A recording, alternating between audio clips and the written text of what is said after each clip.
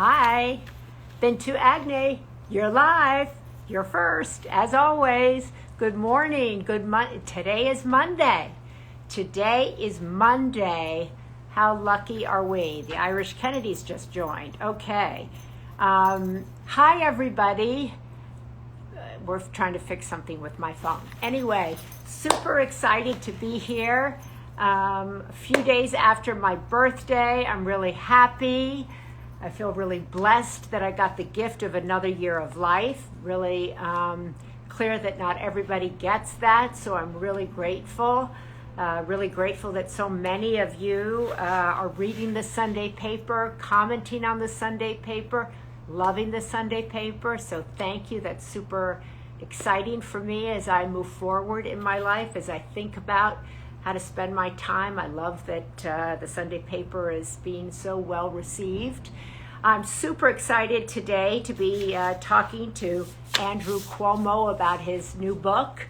Can you see it there? It says American Crisis, Leadership Lessons from the COVID-19 Pandemic by Andrew Cuomo.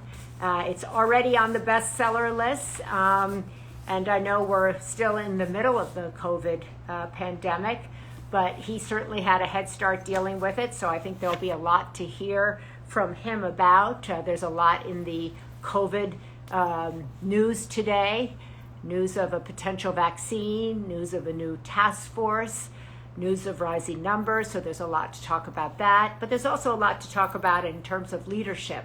What does it mean to be a leader? How do we define leadership? So I think I want to talk to Andrew about all of those things.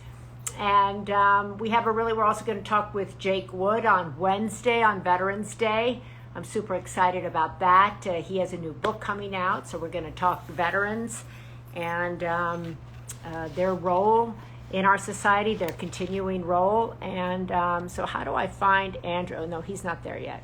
Andrew. Just because I like to be perfectly clear and transparent, Andrew used to be married to my cousin, so my kids and his kids are related, and I've known Andrew for a really, really long time, and so I'm really happy to be welcoming him to this space, and we'll also have him up in the Sunday paper. If you're looking for he has a lot of good things. He has a roadmap in here, which is really good, about how we're each, what is the name of the book again? Somebody just said. The name is American Crisis, Leadership Lessons from the COVID-19 Pandemic. Okay, so that's the name of his book. Somebody just asked me that question, and we're now trying to find Andrew. I just found out that Andrew has actually never done an IG Live, which I'm quite shocked about. But there's a first for all of us. And this is his first today. Is that him there? Andrew. Oh, there we are.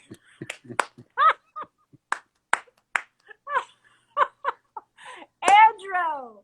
Maria, How first are of all, we? you said you were very excited to have Mr. Wood on Wednesday, but you didn't say you were very excited to have me today. Don't even go there. I'm thrilled to see you. It's taken me months to book you. Jake Wood is easy to book, but you have been the most difficult person to get on my IG Live. So now I'm thrilled. I love your flags behind you. You look very kind of professional, and I'm really happy to see you. How about that total disclosure statement? He was married to my cousin. That is real disclosure. That's good, because we're family. That's right. I consider us family, so I just like to say that up at the beginning, that, our kids are related. That is true. That you and I aren't technically related, although I consider you family. Yeah, we are in the generic definition of family, but it's a level of disclosure. My brother interviews me and never says that he's my brother. How do you figure that? Yes, he does. He says it all the time, because I watch him. I was going to ask him how to help. I wanted him to help me book you, but I'm so glad that finally I got you. You were like anyway, I want to congratulate you on this book, already on the New York Times bestseller list. Thank you. Is that exciting to you? It is. It is. Well, exciting. You know, the whole past 9 months, Maria, have been so crazy. Yeah. You know, it's hard to tell up from down, exciting from sad, but I feel good about the book because we have to get smart about this, and we have to get smart quickly. Yeah. And that was the point of the book. So a lot of news in the COVID-19 world today. Let me start with kind of the biggest breaking news about this potential vaccine. What's your reaction to the Pfizer statement? Look, it would be great, right? This Right. doesn't end until we have the vaccine, and it all sounds good from Pfizer. 90% sounds great. Yeah. So that's all good. The next challenge is going to be the actual vaccination, right? Right. And as a governor, you know, as a former first lady, the whole question is how you actually do it. That's what I And want to know. the reality is going to be sobering here, Maria. Think of this. For the past 8 months, all of us have been doing COVID testing like crazy, right? State of California, state of New York, everyone's been doing as many COVID tests as we could do. In 8 months, the nation has done about 120 million COVID tests. Right. We have to do 330 million vaccinations, right? So this is going to be a massive undertaking to get everybody vaccinated. But it is the beginning of the end, and that's great.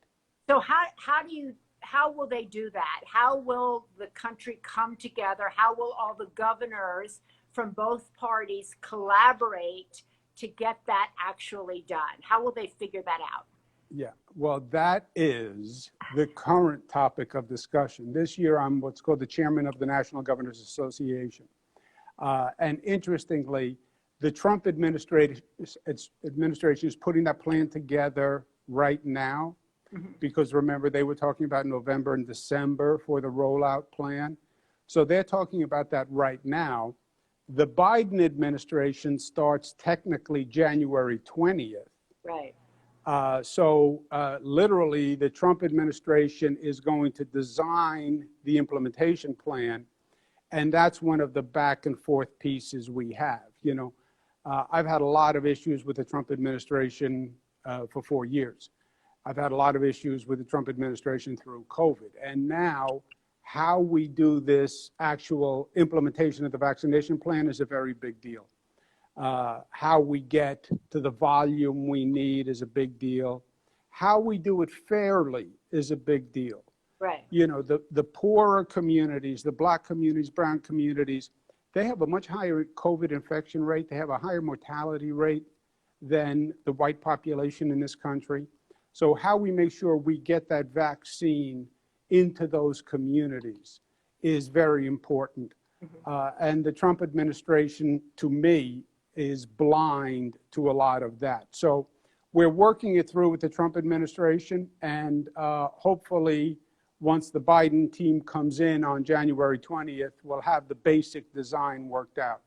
Is this news about a potential vaccine, is that a success for the Trump administration? Do you credit the Trump administration for that? No, because this was not a government function, right? This is probably the one clear private sector function, and it's the one thing that worked well. The drug companies were in a foot race to develop the vaccine. Yes, Trump encouraged them to do it, but so did billions of dollars in profit encourage them to do it, right? You have every private pharmaceutical company on the globe in a foot race to develop the vaccine, because whoever gets it done first, that company does very, very well. So they didn't need Trump to tell them, develop a vaccine, there's billions of dollars to make. That wasn't government's role. They were going to develop the vaccine as quickly as they could. Government's role is going to be, going forward, how do you implement it? And government's role retrospectively was, why weren't you better prepared for the COVID virus? Why didn't you warn us? Why didn't we have masks and gowns? Why did you lie to the American people? Everything the Trump administration was supposed to do, they didn't do, in my opinion. So President-elect Biden today announced his task force for COVID. Are you encouraged by that? Do you speak to that says, I want to hit the ground running when I take over? I want to have the best people on the job. I don't want to miss 1 minute. Does that encourage you today? Yes, for two reasons. First, Joe Biden, and I saw your tweets on Joe Biden. I think you're exactly right. I've known him a long time. He is what he appears to be. He's an authentic, genuine, soulful man. Right. And he is as earnest and nice as he appears. Right. And I think his personality is just going to be a healing balm for this nation after Trump. He's honest and straightforward, and he said COVID is the #1 problem after Trump denying it for all those months. He's saying, I want to follow the science. That's why his task force, if you notice, they're all scientists. Yes. Follow the science, follow the data, follow the facts. This is not a political issue. Do I wear a mask? Do I not wear a mask? It's about science, and that's what the task force signals. And he says we have to come together on this, and we have to stop the division, which I believe is the #1 problem this nation has had. This division to such an extent that we demonize each other and we define ourselves by opposition. If you are on one team and if you say this, then I'm against it just because you said it. I mean, it's terrible, that America. Governor, how do we do that? So he said he's talked a lot about bringing the country together, right? President-elect Biden, he said that's also his mandate, right? COVID and bringing the country together.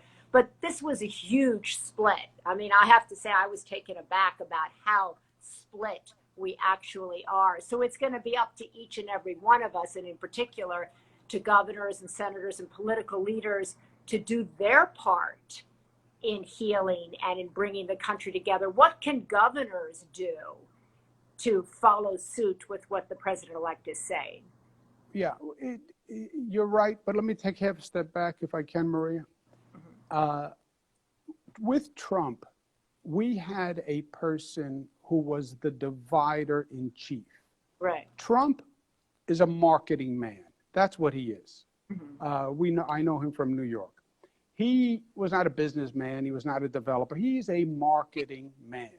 Yeah. And he sensed the divisions in this country. And he marketed the divisions. The oldest political strategy is divide and conquer, right? Right. He saw the racial divisions. He saw the religious tensions. He saw the social issue tensions. And he maximized each one to divide. Immigration was divisive. Guns were divisive. Abortion was divisive. Muslims but how do we were get divisive. over that now? But how do we move beyond that? Well, first, stop the division. Stop the constant reinforcing of divides. Because this nation, everyone is different. That's the one unique thing about this country. We're not one race, one religion. The commonality of America has to be affirmatively engaged. We are only united by our ideals and our concepts. And that's what Biden has to remind people. Yes, we're black, we're white, we're gay, we're straight, we're transgender. But we're Americans, and American means something. It means a set of beliefs and inclusion and community and non-judgmentalism. That's what governors have to do and the president has to do. And each of us have to find that moral core that was America. Right. So it's about what Biden is saying, but it's really also about each and every one of us. He's not going to be able to kind of bring that split together unless governors help him, senators help him, individuals with no political platform say, I will also do my part. Just like you talk about in this book, individuals doing their part, right? In terms of washing their hands, wearing their masks, socially distancing, quarantining when necessary. So it crosses over also into how we speak to one another, how we look at one another, and how we demonize or choose not to demonize the other, correct? That is exactly right. Because look, I believe Trump didn't create the divisions. He maximized the divisions. And we have better angels on one shoulder, and we have our darker instincts on the other shoulder, and we can go either way. And differences scare us, right? That's a human instinct. We have to get better in touch with our better angels, and we have to hear them, and we have to have a dialogue about the commonality of being an American and what that means and who we are and what we represent and what we do for each other. COVID, I think, is going to be a great point for Joe Biden to actually rally around, because COVID, when you think about it, I'll give you this metaphor. The problem with COVID is what they call community spread, right? Where it takes off in the community. The only way to solve community spread is to forge community. Amen. Right? The only community solves it, that interconnection, that interrelation, where I care enough about you and you care enough about me, just because we're Americans, that we protect one another. So, Governor, you were saying, I saw you over the weekend talking about COVID, and you said we're entering a really dark period, probably the toughest 2 months. And yet you hear millions of other people saying, I'm exhausted from it, I'm over it, I'm bored by it. How do you build community in the next 2 months? Yeah, well, that is going to be the test. And you're right, they are at odds with each other. That COVID fatigue that they talk about, there's no simple answer, Maria. I say, look, COVID fatigue, you can't be fatigued because COVID is getting stronger. This is no time to get weak and lose your resolve. This is the season of the virus. The fall is the season of the virus. Just the way the flu season happens to be in the fall and the winter. The COVID virus is a virus of the fall and the winter. People are indoors, there's more touching, there's less. So we have to double down now. It is not the time to get callous. And we're seeing that. We're seeing the numbers go sky high all across the country, all across the world. And that's why I say it's going to be a long fall and winter. I'm even afraid that now that people hear there's a vaccine, that's going to be more of a reason to relax, right? Oh, there's a vaccine, I'm going to take a shot and it's going to be okay. We have to be very diligent over these next couple of months. You talking here about leadership lessons. What do you think was your best move, I guess, your best leadership example in COVID, and what do you think you did the poorest on? The best move, I think, which was a very risky move at the time, which you can appreciate given your experience and your background. I started doing these briefings. Where Maria, I was so honest and authentic and unscripted because my calculus was I really need people to believe me, and I really need people to hear this information, and not political information and not Democratic or Republican, but they need to get this so that they respond correctly.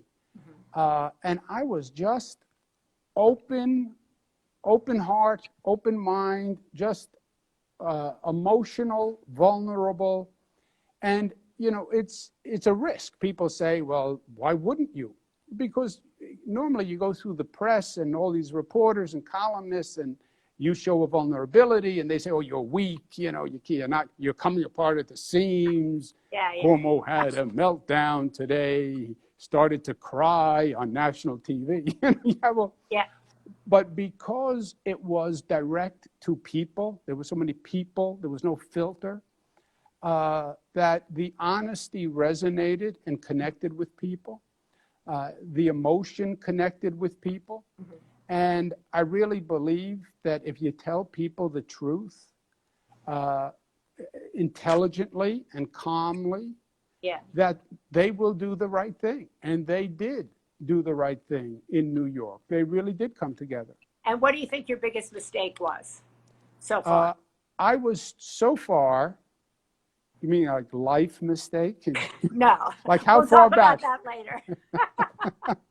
I made a No. number of those. Are we talking about like in the past 6 months? What's the Yeah, time we're frame? talking just in terms of the book, in terms Oh, of COVID. okay, I'm sorry. We'll talk later about other mistakes. We can schmooze about that. But I'm talking about COVID. What do you wish your biggest mistake was? What if you could go back in time? What would you change? If I could go back in time, I wouldn't have paid any attention to what the federal government said. Everything the federal government said turned out to be a lie or turned out to be wrong. And those are strong words, but it's factually correct, right? We now know that the president knew about the virus and didn't tell us. They kept saying it was a China virus, right? China, China, China. The virus didn't come here from China. The virus came to the East Coast from Europe. It had left China, went to Italy, France, Spain, and had been coming from Europe for 3 months before the federal government ever gave us notice. That's why we had that sudden explosion in New York. New York, right? You know, we were all watching California, and there are a couple of cases in California, a couple of cases in the state of Washington that were coming from China. But the big explosion was coming from the other direction. It was coming from Europe, and the federal government never told us. They never knew, or they lied. They said there was no such thing as asymptomatic spread. If you remember, they said the way it spreads is somebody sneezes on you, somebody coughs on you. That was all also wrong. You didn't have to have any symptoms. And because we didn't know that, if you didn't have symptoms, we didn't test you. And that's how the virus spread.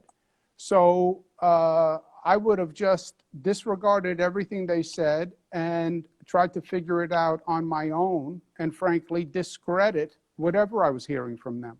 Let me ask you also finally, because I know you have to run and I appreciate you actually doing this with me. But as you know, I do a lot of work in the Alzheimer's community and nursing homes under your watch and around this country, also here in California, especially hard hit. Families really deeply worried about the fall and the winter, that they're going to just see a repeat of that. What do you wish you'd done differently in that? And how can you assure families moving forward that their loved ones, if they're in nursing home, memory care facilities, it's going to be better this time?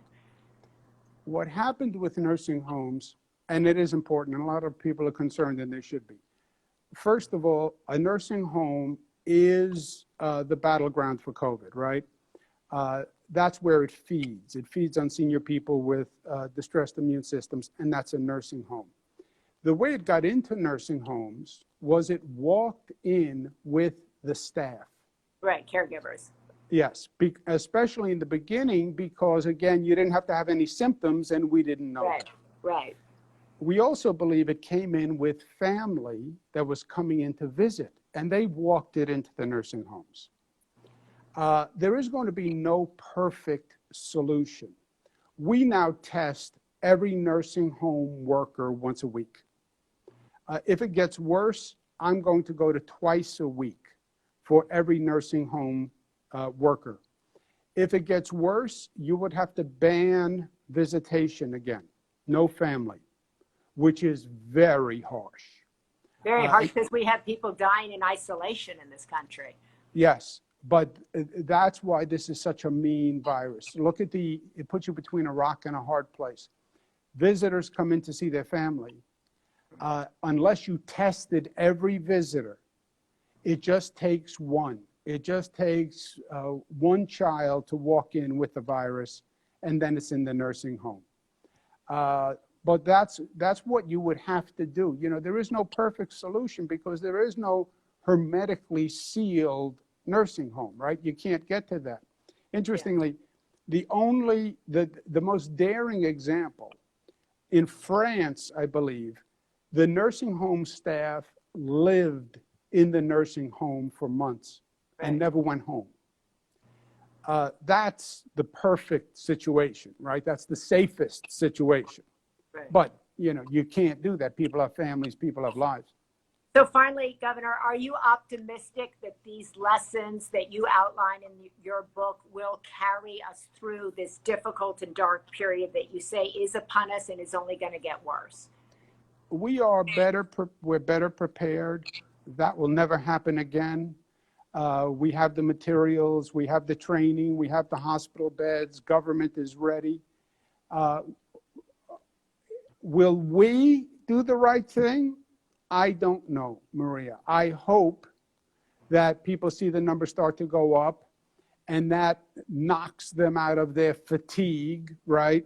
Mm-hmm. And they redouble their efforts. But it is what we do. You know, it's such again, I'll go back to it's such a metaphor, you know, you are in control of your own life. It's what you do. It's your discipline. I say to New Yorkers all the time, you tell me what you do today, I'll tell you the COVID numbers tomorrow. It is a direct result of your action.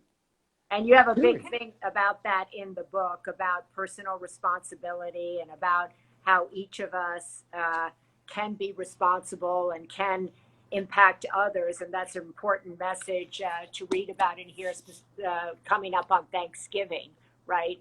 I'm hearing that in my own house. What are we doing? How are we managing? All of us do play a role and have an effect on others that we come into contact with. So I know you're in a hurry. I want to thank you. I'm not in a hurry.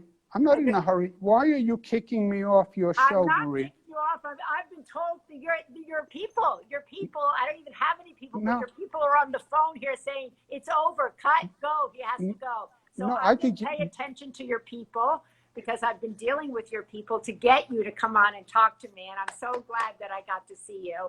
And congratulations on your book. Once again, it's called American Crisis, Leadership Lessons from the COVID-19 Pandemic by Andrew Cuomo.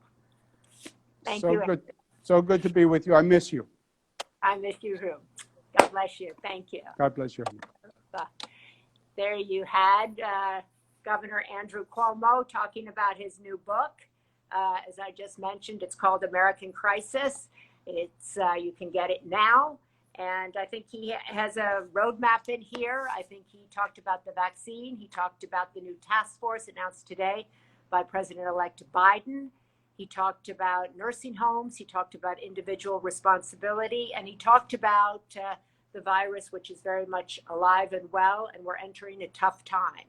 And I know there's a lot of COVID fatigue. I know there's a lot of feeling of like, I've had it, I'm over it, and I want this to be over. But we're all responsible and our actions have impact on others. So I hope if you can buy the book, read it, see what he has to say.